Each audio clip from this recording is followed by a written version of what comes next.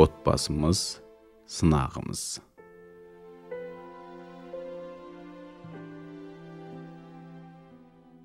Жаратылысқа ақиқат көзімен қарасақ, бұл дүниенің ұлы бір сынақ алаңы екенін байқаймыз.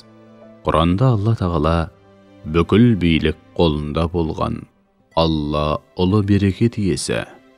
Ол барлық нәрсеге құдіреті жетуші. Ол өлімді және тіршілікті қайсысын қандай жақсылық жасайсың деп сынау үшін жаратты деген. Мүлік сүресі 1-2 аяттар. Ендеше біздің әрқайсымыздың тыныс тіршілігіміз түгел сынақ. Халық арасында тек қиыншылыққа тап болған адамдар ғана тағдырдың сынағына ұшырайды деген түсінік кездеседі. Ол дұрыс емес. Өйткені аятта бүкіл өмірдің сынақ үшін жаратылғаны анық айтылып отыр. Адам ауырған кезде, жақын жұрағатынан айырылып қалғанда, басына іс түскенде, көлік апатына ұшырағанда ғана сыналмайды.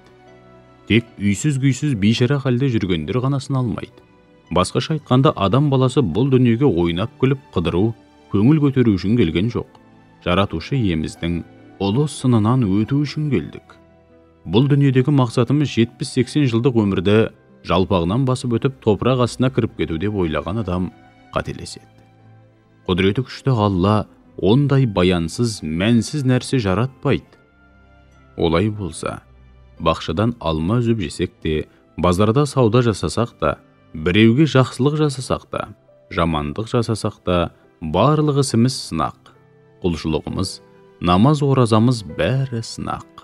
Алайда сынақтардың ең бір ауыры әрі жауапты түрі отбасымыз екенін бүгінде біреу білсе, біреу білмеуі мүмкін. Намаздың да, оразаның да белгіленген уақыттары бар.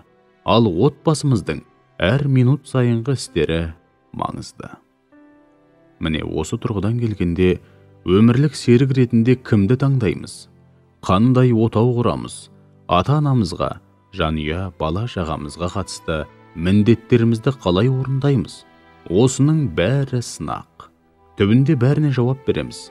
Бойдақ кезімізде өз тамағымыздан өткен әр азықтың адалдығынан сұралатын болсақ, үйленгеннен соң отбасымыздың, бала-шағамыздың ішкен асына жауаптымыз.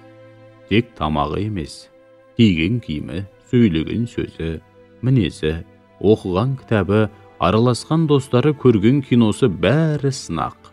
Сондықтан үйленген күннен бастап, Алланың разылығын табу басты мақсатымыз болғаны жөн.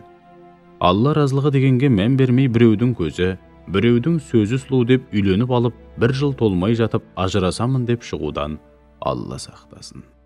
Сондықтан үйленуді немесе ажырасуды ойға алған жан алдымен қиямет күніндегі жағдайын ойлағаны жөн. Қысқасын айтқанда, адамзат баласының ер мен әйелден тұратыны кездейсоқтық емес. Бұл Алланың қалауы. Әйелді нәзік, еркекті күшті етіп жаратуы кездейсоқтық емес. Әйелге аналық мейірім беріп, еркекке аталық жауапкершілік жүктеуі мақсатсыз бос нәрсе еп.